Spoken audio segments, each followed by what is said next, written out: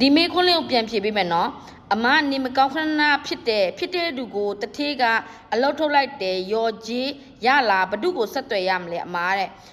အလုတ်ခဏဖြစ်တဲ့အခါမှာအလုတ်သမားကောက်ွယ်ရေးပုံမှန်ဥပဒေ32အရာ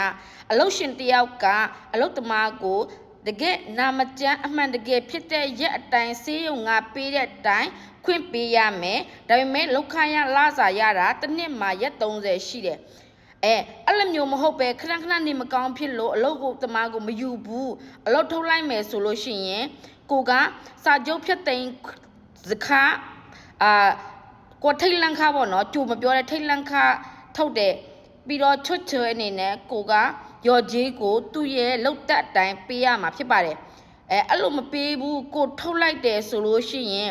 ကိုရဲ့အလုပ်သမားကာကွယ်ရေးဥပဒေယုံคุ้มครองรายงานဆိုတာကိုယ့်ရဲ့နယ်ပယ်တိုင်းမှာရှိပါတယ်ကိုယ့်နယ်နဲ့ကိုရှိပါတယ်အဲ့ဒီကိုသွားတိုင်လို့ရပါတယ်คุ้มครองรายงานအလုပ်သမားကာကွယ်ရေးယုံမှာကျေးဇူးတင်ပါတယ်ရှင်ကျွန်မဟန်နေပါ